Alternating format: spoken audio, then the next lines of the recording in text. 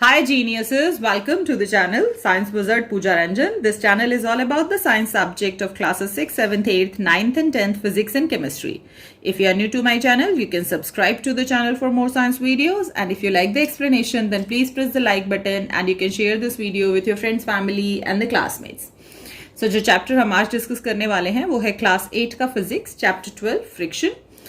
इस चैप्टर पे मैं ऑलरेडी एक वीडियो बना चुकी हूँ, उसका लिंक मैं आपको डिस्क्रिप्शन बॉक्स में दे दूंगी, आप जाके उसको पहले चेक कर लीजिए. आज जो हम टॉपिक कवर करने वाले हैं वो है फ्रिक्शन इन डेली लाइफ. बेसिकली हम देखेंगे कि क्या एडवांटेजेस हैं फ्रिक्शन के होने के और क्या डिसएडवांटेजेस हैं, कैसे फ्रिक्शन को बढ़ाया जा सकता है और कैसे फ्रिक्शन को रिड्यूस किया जा सकता है. फ्रिक्शन के एडवांटेजेस डिसएडवांटेजेस देखने से पहले और कैसे फ्रिक्शन को इंक्रीज और रिड्यूस करते हैं, आपको ये पता होना चाहिए कि जो फ्रिक्शन होता है वो होता क्या है एक्चुअली और फ्रिक्शन किन फैक्टर्स पर डिपेंड करता है. Let me give you a quick brief on that. Friction जो होता है वो एक फोर्स होता है जो कि स्लो डाउन करता है मूविंग ऑब्जेक्ट को. ओके, सो मान लो आपकी कार स्पीड में चल रही है, अगर आपको उसको स्लो डाउन करना है तो आप उस पर ब्रेक लगाते हो. तो जब भी आप ब्रेक लगाते हो तो इसका मतलब कि वो जो ब्रेक का फोर्स है वो आपकी जिस भी डायरेक्शन में कार मूव कर रही है ठीक उसके अपोजिट डायरेक्शन में लगता है और इसीलिए आपकी कार जो है वो स्लो डाउन हो जाती है. इन द सेम वे जो फ्रिक्शनल फोर्स होता है वो स्लो डाउन करता है मूविंग ऑब्जेक्ट को, तो इसका मतलब जिस डायरेक्शन में ऑब्जेक्ट मूव कर रहा है उसके ठीक अपोजिट डायरेक्शन में फ्रिक्शनल फोर्स लगता है. सो अगर ये है of the direction of moving object तो फ्रिक्शनल फोर्स जो होता है वो अपोजिट डायरेक्शन में लगता है, and that's why it can slows down the body. Now the next very important thing जो आपको पता होनी चाहिए कि जो फ्रिक्शन है बिटवीन द टू सर्फेसेस वो किन फैक्टर्स पे डिपेंड करता है. तो पहला जो फैक्टर है वो है nature of the surfaces in contact. Okay, so अब जो दो सर्फेस हैं जिनके बीच में फ्रिक्शन है, फ्रिक्शनल फोर्स एक्ट कर रहा है, ठीक है, वो उनका नेचर कैसा है. Nature means whether they are smooth और whether they are rough. So हमने पढ़ा हुआ है कि अगर सरफेस रफ होगा तो फ्रिक्शन ज्यादा होता है क्योंकि इरेगुलरिटीज ज्यादा होती है रफ सरफेस में, और इरेगुलरिटीज ज्यादा होने से इंटरलॉकिंग ज्यादा होती है बिटवीन द टू सर्फेसेस और इसीलिए फ्रिक्शन बढ़ जाता है between the rough surface. And the vice versa happens in the smooth surface. Smooth surface में फ्रिक्शन कम होता है due to the less number of irregularities और इसीलिए वहां इंटरलॉकिंग बहुत कम होती है बिटवीन द स्मूथ सरफेस और इसी के कारण फ्रिक्शन कम हो जाता है. नेक्स्ट जो फ्रिक्शन होता है वो डिपेंड करता है on the mass of the moving object. Okay, so जो फ्रिक्शन होता है वो डिपेंड करता है, mass means how heavy is the object. Okay, so जितना हैवी होगा ऑब्जेक्ट उतना हार्डली वो प्रेस करेगा okay on the another surface, और जितना हार्डली दो सरफेसेस एक दूसरे को प्रेस करेंगे जो इंटरलॉकिंग होगी उनकी रेगुलरिटीज के बीच में उतनी ज्यादा होगी. Let me give you a very simple example. अगर आपको एक खाली बॉक्स दिया जाता है टू मूव और एक भरा हुआ बॉक्स जिसमें बहुत सारी 50 किताबें रखी हैं टू मूव, ठीक है, अब यहां पर सरफेस जो है वो तो रोल प्ले कर ही रहा है, बट दोनों ही केसेस में जो सरफेसेस हैं वो तो सेम ही है ना. आपकी जो टाइल्स है वो भी सेम ही है और आपने का जो कार्टन है उसका जो बेस है उसका सरफेस भी पहले बॉक्स में भी सेम है, इस बॉक्स में भी सेम है. तो चेंज क्या हो गया वहां पे, नेचर ऑफ सरफेस तो दोनों ही बॉक्सेस में सेम है. सो चेंज हो गया मास ऑफ द ऑब्जेक्ट. जो पहला बॉक्स है वो हल्का है जिसके कारण कि वो बहुत हल्के से प्रेस कर रहा है दूसरे सरफेस पे. ओके, सो इसके कारण इरेगुलरिटीज जो हैं वो कम इंटरलॉक हो रही हैं. बट जो दूसरा बॉक्स आपने लिया है वहां पर वो बहुत भारी है तो वो बहुत ज्यादा हार्डली प्रेस कर रहा है आपके दूसरे सरफेस पे. सो क्योंकि दोनों सरफेस एक दूसरे को बहुत ही हार्डली प्रेस कर रहे हैं तो उसके कारण वहां पे जो इंटरलॉकिंग है रेगुलरिटीज की वो ज्यादा बढ़ जाती है जिसके कारण फ्रिक्शन ज्यादा बढ़ जाता है. Now let's discuss about the advantages of the friction. Friction के होने के क्या फायदे हैं, ठीक है. सो सबसे पहला, अगर फ्रिक्शन ना हो तो आपके लिए इम्पॉसिबल हो जाएगा वॉक करना. ओके, इसका बहुत ही इजी एग्जांपल आपने नोटिस किया होगा अपने डेली लाइफ में कि जब भी पोछा लगता है, ठीक है, अगर फर्श गीला होता है और अगर आप उस पर चलते हो तो आपके फिसलने के ज्यादा रिस्क रहते हैं. अगर फर्श पे पानी गिरा हुआ है आप उस पर चलने की कोशिश करते हो तो देयर में भी चांसेस कि आप गिर सकते हो. अब अगर वो पानी गिरा हुआ है या फर्श पे ऑयल गिरा हुआ है तो उससे हो क्या रहा है, वहां पे जो सरफेस है वो स्मूथ हो जा रहा है. सरफेस के स्मूथ होने से फ्रिक्शन कम हो जा रहा है और फ्रिक्शन के कम होने के कारण आपके गिरने के चांसेस बढ़ जाते हैं. सो इस एग्जांपल से हम ये कह सकते हैं कि अगर फ्रिक्शनल फोर्स ना हो तो हमारे लिए वॉक करना भी मुश्किल हो जाएगा. ठीक है, आप जो शूज पहनते हैं अगर आप उसका सोल देखेंगे ना नीचे तो आपने देखा होगा कि उस पर ग्रूविंग की होती है, डिजाइन्स और पैटर्न्स बने होते हैं. ठीक है। सो अब ऊपर अगर डिजाइन और पैटर्न्स बने हैं तो उसका लॉजिक समझ में आता है कि वो देखने में अच्छा लगेगा, सुंदर लगेगा, बट नीचे सोल पे वो ग्रूविंग करने का क्या सेंस बनता है? सो सोल्स पे जो ग्रूविंग की जाती है that is just to increase the friction. क्यों इंक्रीज करने के लिए? फ्रिक्शन इंक्रीज कर रहे हैं। फ्रिक्शन बढ़ता कब है? फ्रिक्शन तब बढ़ता है जब सरफेस इरेग्युलर हो, है ना, सरफेस रफ हो। सो बेसिकली वहां पे जो सोल है उसके सरफेस को रफ कर रहे हैं, उसके सरफेस को इरेग्युलर कर रहे हैं। क्यों? क्योंकि जितना इरेग्युलर होगा उतना ज्यादा इंटरलॉकिंग बढ़ जाएगी between the irregularities between the two surface, और इसी के कारण आप इजीली वॉक कर पाएंगे विदाउट गेटिंग स्लिप। सो इसीलिए जब आप वॉक करते हैं तो वहां पे जो फ्रिक्शन होता है आपके फीट, अगर आप नंगे पांव चल रहे हैं तो आपके पैर और जो भी ग्राउंड है उसके बीच में, और अगर आपने शूज पहने हुए हैं तो आपके शूज और ग्राउंड के बीच में, ठीक है, वहां पे जो फ्रिक्शनल फोर्स एक्ट कर रहा होता है उसके कारण ही आप चल पाते हैं। सो अगर आप राइट हैंड डायरेक्शन में चलने की कोशिश कर रहे हैं तो जो फ्रिक्शनल फोर्स है वो आपको लेफ्ट हैंड डायरेक्शन में एक्ट करता है और जो आपको हेल्प करता है to walk on the surface. And क्योंकि फ्रिक्शनल फोर्स कम हो जाएगा और आप स्लिप कर जाएंगे, उसका एक और बहुत अच्छा एग्जाम्पल है कि जब आप आइस पे चलने की कोशिश करते हैं, ओके, तो वहां पर क्या होता है कि जो सरफेस है आइस का वो स्मूथ हो जाता है और इसके कारण वहां पे आपके स्लिप होने के ज्यादा चांसेस होते हैं, गिरने के ज्यादा चांसेस होते हैं। सो हम कह सकते हैं कि फ्रिक्शन हेल्प करता है us to walk. In the same way जो कार होती हैं, बसेस होती हैं, उनके जो टायर्स होते हैं, ठीक है, उस पे आपने नोटिस किया होगा बहुत सारे पैटर्न्स बने होते हैं, ऐसे ग्रूविंग की जाती है। Okay, why? Just to increase the friction between the tyre of the vehicle and the road, जिससे कि अगर कहीं ब्रेक लगाया जा रहा है तो वहां पे गाड़ी रुक जाए। And the second very important thing is that कि अगर फ्रिक्शन नहीं होगा, ओके, आपके गाड़ियों के टायर के बीच में और रोड के बीच में, तो आपकी गाड़ी जो है खुद ब खुद स्लिप होती जाएगी। ओके, सो दैट में cause a lot of accidents, और इसीलिए रिकमेंड किया जाता है कि जब आपके गाड़ी के टायर जो है वो घिस जाते हैं, घिस जाने का मतलब क्या हुआ कि ये जो ग्रूविंग है ये धीरे धीरे खत्म होने लगती है, सो उनका फ्रिक्शन कम होने लगता है, और इसीलिए जब आप ब्रेक मारेंगे तो आपकी कार वहीं नहीं रुकेगी, थोड़ा स्किट होगी आगे, विच में कॉज एन एक्सीडेंट। सो इसीलिए रिकमेंड किया जाता है कि जब आपके कार के टायर्स घिस जाते हैं तो आप उनको नए टायर से रिप्लेस करें। नेक्स्ट जो ब्रेक होता है साइकिल और कार पे, वो भी एग्जैक्टली इसी प्रिंसिपल पे काम करते हैं फ्रिक्शन के। जैसे ही आप ब्रेक्स अप्लाई करते हैं तो जो ब्रेक के शूज होते हैं, ठीक है, वो रब करते हैं अगेंस्ट द व्हील और वो आपके कार को स्टॉप कर देते हैं। सो जैसे ही आप ब्रेक अप्लाई करते हो तो जो उसके शूज होते हैं, या फिर आप कह सकते हो जो ब्रेक पैड्स होते हैं, ठीक है, तो जो ब्रेक पैड्स होते हैं वो आपके व्हील के संग आके चिपक जाते हैं, ठीक है, और जैसे ही वो चिपक जाते हैं तो फ्रिक्शन के कारण क्या होता है कि वो स्लिप नहीं कर पाते हैं एक दूसरे के ऊपर, ठीक है, तो वो वहीं पर रुक जाता है आपका व्हील और आपकी कार वहीं स्टॉप हो जाती है। अब क्या होता है, बार बार ब्रेक लगा रहे हो तो कुछ सालों बाद क्या होता है, जो आपके ब्रेक पैड्स होते हैं ना वो घिसने लगते हैं। ओके, क्योंकि कोई भी चीज अगर बार बार रगड़ रही है, ब्रेक पैड्स आपके कॉन्टिन्यूअसली आपके जब भी आप ब्रेक लगा रहे हो तो आपके व्हील्स के संग रब करते हैं, ठीक है, तो कोई भी चीज जब बार बार रब होती है तो वहां पे वो फ्रिक्शन जो है वो कम होने लगता है और वो स्मूथ होने लगता है सरफेस, तो ब्रेक पैड आपके स्मूथ होने लगते हैं, ठीक है, रब होने लगते हैं, और उसके कारण क्या होता है कि कुछ टाइम के बाद आपके ब्रेक पैड्स खराब हो जाते हैं और जब आप ब्रेक अप्लाई करते हो तो वो वहीं पर ब्रेक नहीं लग पाता है। सो इसीलिए ये भी रिकमेंड किया जाता है कि जब भी आपके व्हीकल में ब्रेक पैड्स खराब हो गए हैं तो आप उनको रिप्लेस कर ले, क्योंकि लेस फ्रिक्शन होने के कारण वो वहां पे जहां पे आप ब्रेक लगाना चाह रहे हैं वहां पे ब्रेक नहीं लग पाएगा, क्योंकि जो दोनों स्मूथ सरफेस है वो एक दूसरे के ऊपर स्लिप करेंगे। The next very important thing is that कि जो आपने माचिस जलाई होगी ना, तो जब माचिस जलाते हो आप, तो आप ना जो आपके माचिस का हेड होता है, ठीक है, वो आप एक बार टच करके देखना, और जो जिस सरफेस पे आप उसको रब करते हो जलाने के लिए वो आप एक बार टच करके देखना, तो दोनों ही जो सरफेस होते हैं वो रफ होता है, ठीक है।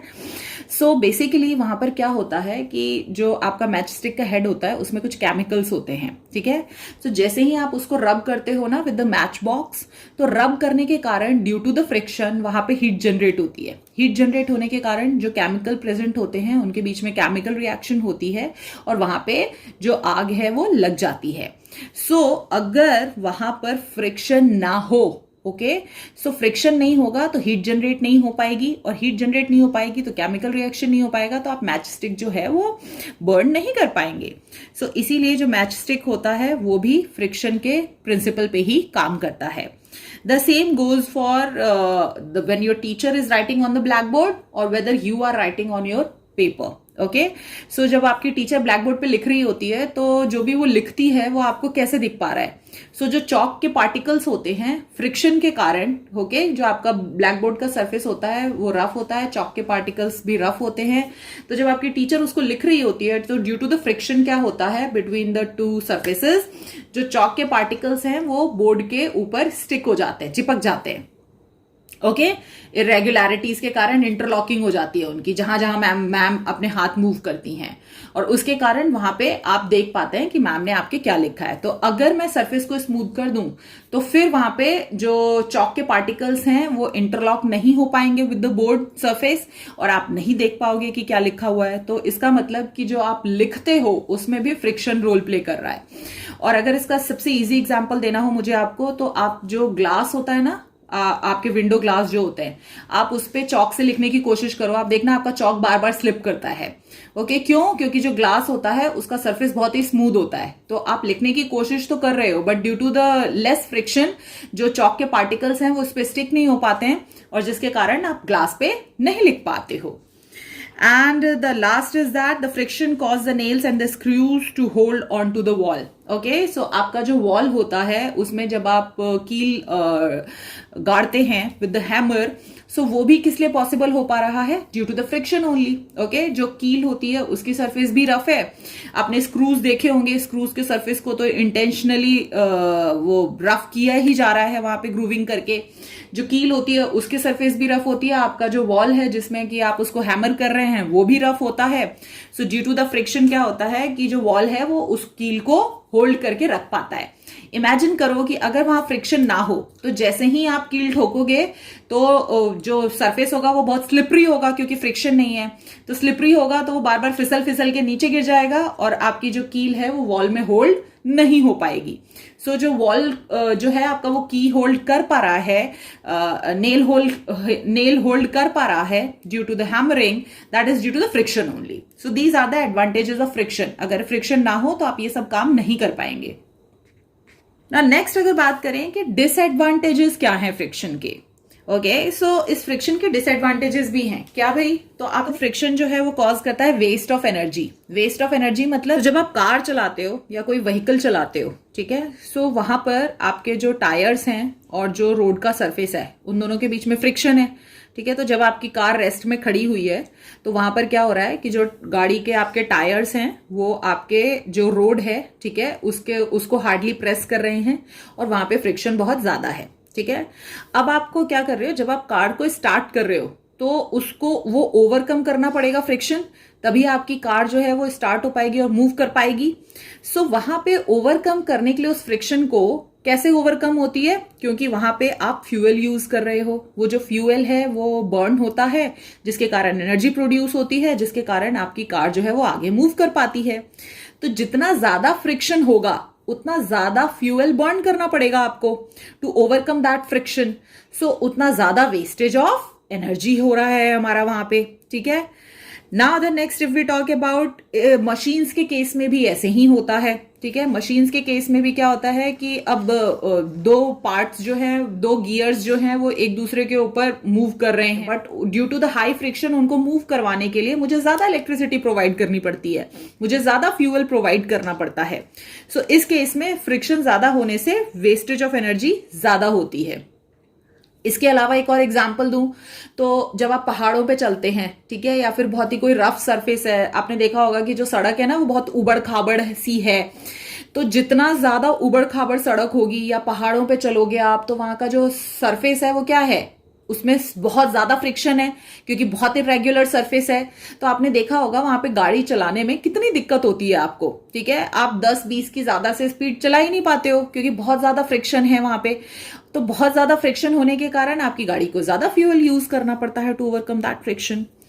Next, friction wear out the rubbing surface. तो जैसा मैंने एक अभी एग्जाम्पल दिया आपको कि जब आप शूज खरीदते हैं तो जो उसके सोल्स हैं वो वियर आउट हो जाते हैं आफ्टर सम टाइम, क्योंकि आप कॉन्स्टेंटली वॉक कर रहे हैं, रन कर रहे हैं, सो वो वियर आउट हो जाता है और फिर फ्रिक्शन कम होने लगता है, आप स्लिप करके गिरने लगते हो, तो you have to purchase new shoes.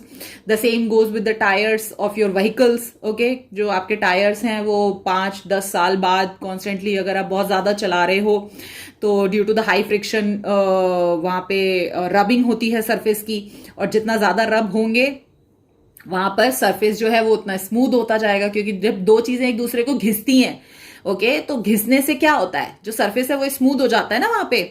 सो वैसे ही यहां पर भी रबिंग के कारण between the two surfaces, friction के कारण वहां पे जो सरफेस है वो स्मूथ होने लगते हैं, सरफेस के स्मूथ होने के कारण फ्रिक्शन कम होने लगता है। तो फ्रिक्शन कम होगा अगर, तो फिर जो आपकी गाड़ी है उसका एक्सीडेंट के चांसेस बढ़ जाएंगे, तो आपको क्या करना पड़ेगा, फिर नए टायर्स खरीदने पड़ेंगे। नेक्स्ट जो फ्रिक्शन है वो जनरेट करता है हीट। ओके, अब इसके लिए एक बहुत ही अच्छा एग्जाम्पल जो होता है, आपने देखा होगा आदि मानव जो होते थे ना, वो क्या करते थे, दो पत्थरों को रगड़ के आग जला लेते थे।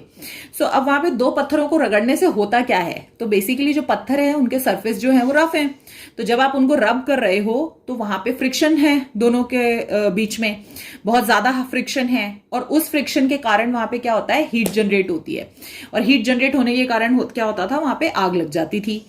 द सेम गोज फॉर जब आप ठंड के टाइम में, आपने देखा होगा बहुत सारे लोग जो होते हैं वो अपने हाथ रब करते हैं ऐसे करके, जोर जोर से। तो क्या कर रहे हो आप, आपके जो हाथ के सरफेस है, ठीक है, वो रफ है, जब आप एक दूसरे पे एक रब कर रहे हो वहां पे, तो उसके कारण क्या होता है, हीट जनरेट होती है, आपके हाथ गर्म हो जाते हैं, और जैसे आप उनको अपने चीक्स पे रखते हो तो आपको गर्म लगता है। सो हम ये कह सकते हैं कि जब भी दो सरफेस एक दूसरे के ऊपर रब करते हैं, ठीक है, तो जितना ज्यादा उनमें फ्रिक्शन होगा उतना ज्यादा उसमें हीट जनरेट होगी, और जो कि हार्मफुल भी होता है, ठीक है। इसीलिए जो हीट प्रोड्यूस होता है फास्ट मूविंग मशीन में वो बहुत ज्यादा होता है। तो कोई मशीन अगर बहुत ज्यादा फास्ट स्पीड से चल रही है तो उसको उतना ज्यादा ओवरकम करना पड़ेगा फ्रिक्शन को, जितना ज्यादा वो ओवरकम करेगी फ्रिक्शन को उतना ज्यादा वहां पे हीट जनरेट होगा, ठीक है। और इसीलिए बहुत जरूरी होता है कि मशीन्स में जो प्रॉपर कूलिंग एनवायरनमेंट है वो भी क्रिएट किया जाए, ओके, क्योंकि ज्यादा हीट जनरेट होने से जो मशीन के पार्ट्स हैं उनमें आग लग सकती है, डैमेज हो सकता है, और इसीलिए उनको कूल करना बहुत जरूरी होता है, ओके। और इसीलिए बेसिकली आपके कार में, क्योंकि जो इंजन होता है उसमें जो पिस्टन्स होते हैं वो कॉन्स्टेंटली बहुत, आप जितना तेज चला रहे हो उतना फास्ट आपके कार के पिस्टन्स मूव कर रहे हैं, सो वहां पे फ्रिक्शन बहुत ज्यादा हो रहा है, उसके कारण हीट बहुत ज्यादा जनरेट होती है। आपने ये नोटिस किया होगा कि जब आप गाड़ी चला के लेके आए हो ना 5, 10, 12 किलोमीटर आपने गाड़ी चलाई है कॉन्स्टेंटली, और फिर जब आप जैसे ही लाके उसको पार्क करते हो तो जो आपका बोनट होता है ना, आप उसको टच करके देखना, आपका इंजन उधर ही होता है, तो जैसे ही आप उसको टच करोगे तो आपको लगेगा कि वहां पे बहुत ज्यादा हीट जनरेट हो रखी है, बहुत गर्म हो रखा है, ठीक है। सो अगर वहां पे कूलिंग सिस्टम नहीं लगाया जाए तो आपके कार में आग लग सकती है, आपके कार के पार्ट्स डैमेज हो सकते हैं। सो जो फ्रिक्शन होता है उसके कारण बहुत ज्यादा हीट जनरेट होती है, जिसके कारण आपको दूसरा अरेंजमेंट करना पड़ता है to cool it down. So this is the disadvantage of the friction. Now next if we talk about how we can minimize the friction, so अभी मैंने आपको बताया फ्रिक्शन को मिनिमाइज करना है मतलब रिड्यूस करना है। फ्रिक्शन रिड्यूस कब होता है, जब सरफेस स्मूथ होता है। तो कहीं भी अगर आपको फ्रिक्शन रिड्यूस करना है तो सरफेस को स्मूथ कर दो, ओके। सरफेस को स्मूथ करने के क्या क्या तरीके हैं, सबसे पहला है पॉलिशिंग। सो जिस भी सरफेस को स्मूथ करना है उसके ऊपर पॉलिश कर दो। सो पॉलिश करने से क्या होता है कि जो सरफेस है उसकी रफनेस रिड्यूस हो जाती है, वो स्मूथ हो जाता है और फ्रिक्शन रिड्यूस हो जाता है। नेक्स्ट है ल्यूब्रिकेशन। ल्यूब्रिकेशन में आपने नोटिस किया होगा कि अगर आपने किसी को देखा है वो हैंड मशीन चलाते हुए, ठीक है, तो हैंड मशीन जो होता है या फिर कोई भी मशीन जब आप परचेज करते हो ना, तो जनरली उस मशीन के साथ ऑयल दिया जाता है, ओके, जिससे कि आप उसके जो पार्ट्स हैं उनके बीच में डालते रहो, जिससे कि वहां पे जो पार्ट्स हैं उनके बीच के फ्रिक्शन को रिड्यूस कर दिया जाए। आपने एक और चीज नोटिस की होगी कि जब दरवाजा बहुत पुराना हो जाता है ना और आप उसको खोलते हो तो ऐसे आवाज आती है चर्र, और फिर जो उस वक्त के लोग होते थे वो क्या करते थे कि वो जो आपका हिंज होता है ना, जो दरवाजे और आपके जो चौखट होती है उसके बीच में जो दरवाजे को जोड़ता है चौखट से, वहां एक हिंज होता है। ठीक है। तो बेसिकली वो हिंज जो है वो ड्यू टू द फ्रिक्शन वहां पे क्या होता है कि आवाज आने लगती है, तो लोग क्या करते हैं उसमें ऑयल डाल देते हैं। सो ऑयल डाल देने से क्या होता है कि जो सरफेस है वो स्मूथ हो जाता है हिंज में, और इसीलिए वो दोनों जो सरफेस होते हैं वो एक दूसरे पे रब नहीं करते और इसीलिए वहां साउंड प्रोड्यूस नहीं होता है। सो ल्यूब्रिकेशन से you can reduce the friction. Okay, so generally यहाँ ल्यूब्रिकेशन जो होता है वो मशीनरी पार्ट्स में किया जाता है।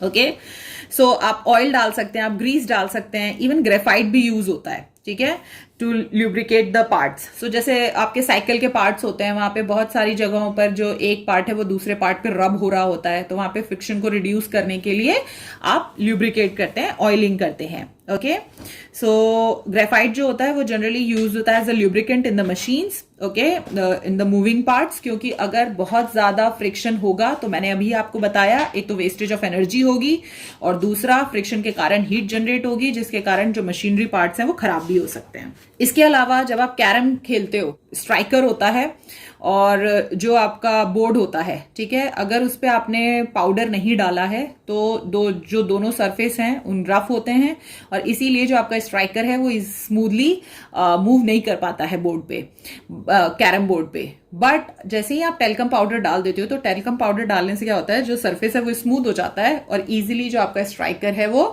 स्मूथली मूव कर पाता है on the board. So आप talcum powder भी use कर सकते हो in order to reduce the friction between the surfaces. Next is the by streamlining to reduce the fluid friction. So अब fluid friction क्या चीज होती है? So fluid जो होता है कोई भी ऐसी चीज हो सकती है जो कि flow करती है। सो सॉलिड जो होते हैं वो तो फ्लो नहीं करते हैं। सो कौन सी चीजें फ्लो करती हैं? कोई भी चीज जो लिक्विड स्टेट में है या गैसियस स्टेट में है, दे कैन फ्लो। सो जो फ्रिक्शन क्रिएट होता है by the fluids means the water, okay, any fluid, generally water जो होता है वो कॉमनली लिया जाता है एज अ फ्लूइड। जो फ्रिक्शन क्रिएट होता है बाय द लिक्विड और बाय द एयर, उसी को हम फ्लूइड फ्रिक्शन कहते हैं, ठीक है। सो अब अगर हवा में जो फ्रिक्शन है उसको रिड्यूस करना है और पानी में जो फ्रिक्शन है उसको रिड्यूस करना है, तो उसको कैसे रिड्यूस कर सकते हैं? क्योंकि वहां पे तो आप ऑयल नहीं डाल सकते ना आपके सरफेस को स्मूथ करने के लिए, ठीक है, वहां पे तो आप ल्यूब्रिकेंट यूज नहीं कर सकते। सो वहां पे क्या किया जाता है?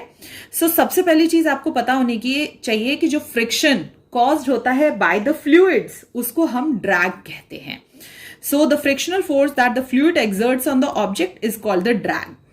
अब ये जो फ्रिक्शन होता है ये किन फैक्टर पे डिपेंड करता है? तो अभी मैंने बताया कि सॉलिड्स के केस में तो जो फ्रिक्शन होता है वो डिपेंड करता है कि कितनी इरेगुलरिटीज है between the surface and how hardly the two surfaces are pushing each other और प्रेसिंग ईच अदर।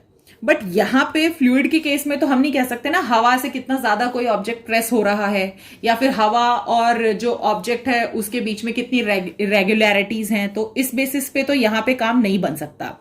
सो अगर हम ड्रैग की बात करते हैं, मतलब फ्लूइड फ्रिक्शन की बात करते हैं, तो वो किन फैक्टर्स पे डिपेंड करता है?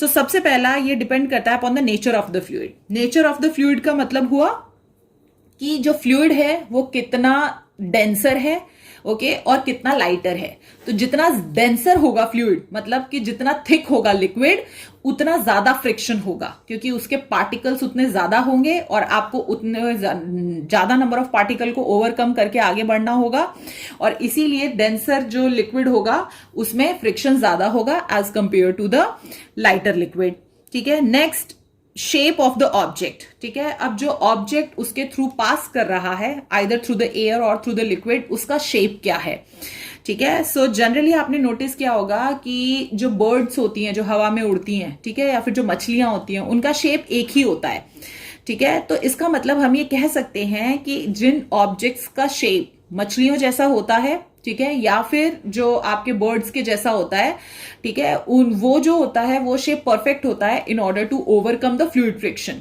ओके। और उस शेप ही को हम स्ट्रीमलाइन शेप कहते हैं। जो बोट का शेप होता है ना, आगे से पतला, पीछे से पतला, बीच में से चौड़ा, उसको स्ट्रीमलाइन शेप कहते हैं। सो फ्लूइड फ्रिक्शन को ओवरकम करने का एक ही तरीका है और वो ये है कि आप जो ऑब्जेक्ट है जो कि उसके थ्रू पास हो रहा है या फ्लो कर रहा है, ठीक है, उसके शेप को चेंज कर सके। तो जितना ज्यादा स्ट्रीमलाइन शेप होगा, जो फ्लूइड फ्रिक्शन है वो उतना कम हो जाता है। And the next is the speed of the object with respect to the fluid, ठीक है, और कितना फास्ट कोई ऑब्जेक्ट फ्लूइड के थ्रू फ्लो कर रहा है। आपने नोटिस किया होगा कि जितना फास्ट आप कोशिश करते हैं पानी में स्विम करने की या चलने की, आपको उतना ज्यादा मेहनत करनी पड़ती है और आप उतना ज्यादा थक जाते हैं। बट जब आप स्लोली वॉक कर रहे हैं through the fluid, okay, water, या फिर स्लोली स्विम कर रहे हैं थ्रू द वाटर, सो आपको उतनी मेहनत नहीं करनी पड़ती। तो इसका मतलब जितना ज्यादा फास्ट कोई ऑब्जेक्ट मूव कर रहा है थ्रू द एयर और थ्रू द वाटर, सो उसको उतना ज्यादा फ्रिक्शन को ओवरकम करना पड़ेगा। ओके, सो इसीलिए उसको उतना ज्यादा फ्यूल यूज करना पड़ेगा। सो पहला जो फ्रिक्शन है वो रिड्यूस्ड होता है in the fluid with a streamline shape, okay, जो कि फ्रंट में राउंड होता है और नैरो होता है एट द बैक। और इसीलिए जो बर्ड्स और फिश होती है उनकी स्ट्रीमलाइन बॉडीज होती है, और बर्ड्स और फिश के स्ट्रक्चर को ही ध्यान में रखते हुए जो बोट और एरोप्लेन का स्ट्रक्चर है वो डिजाइन किया गया, so to we can easily overcome the air resistance over there. Now, the next is we are going to discuss by using the wheel, ball bearing and the rolling friction. So, यहाँ पर basically हम discuss करने वाले हैं about the static friction, sliding friction and the rolling friction. So, उसके लिए मैं एक separate video बनाऊंगी, okay, in which I will explain what is the difference between the static friction, rolling friction and the sliding friction. So, आप वो जाके check कर सकते हैं. Last very important thing which I want to discuss with you is how we can increase the friction. So, अभी मैंने बताया आपको friction को reduce करना है तो surface को smooth कर दो, और friction को बढ़ाना है तो surface को रफ कर दो। ओके, सो सरफेस को रफ करने के लिए आप क्या क्या कर सकते हो? सो सरफेस को रफ करने के लिए आप क्या कर सकते हो कि ग्रूविंग कर सकते हो। तो जैसा मैंने आप बताया कि जो टायर्स होते हैं उन पे डिजाइन और पैटर्न बनाए जाते हैं with the grooves on the surface, जो कि फ्रिक्शन को इंक्रीज कर देते हैं विद द रोड, और जिससे कि आपकी जो कार है वो स्लिप नहीं हो पाती है, okay, on the wet road. Second, अगर फ्रिक्शन को इंक्रीज करना है तो आपने एक चीज नोटिस की होगी कि जो जिम में जाते हैं ना लोग, तो जब वो आप वेट लिफ्ट करते हो तो वो जो रॉड होता है जिसको आपको लिफ्ट करना होता है ना, वो बहुत स्मूथ होता है, और जिम करते करते लोगों को पसीना बहुत आता है। तो क्या होता है कि वहां पे एक तो वो स्मूथ है, ऊपर से पसीना आ गया तो वेट हो गया सरफेस, तो वो और रिड्यूस कर देता है फ्रिक्शन को। तो बहुत ज्यादा चांसेस होते हैं कि जो जिम के इक्विपमेंट्स हैं वो आपके हाथ से स्लिप हो जाएं।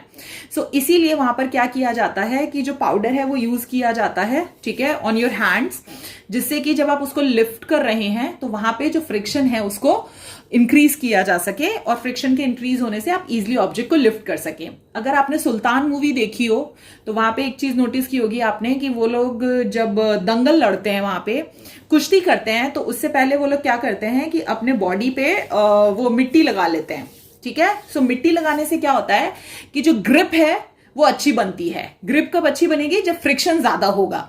ओके, सो फ्रिक्शन को बढ़ाने के लिए जो आपका सैंड है या मिट्टी है, ये सब चीजों को यूज करने से जो सरफेस है वो रफ हो जाता है और फ्रिक्शन इंक्रीज हो जाता है। तो अगर आपको फ्रिक्शन इंक्रीज करना है, you can do that too, तो आपके लिए वॉक करना इजी हो जाएगा।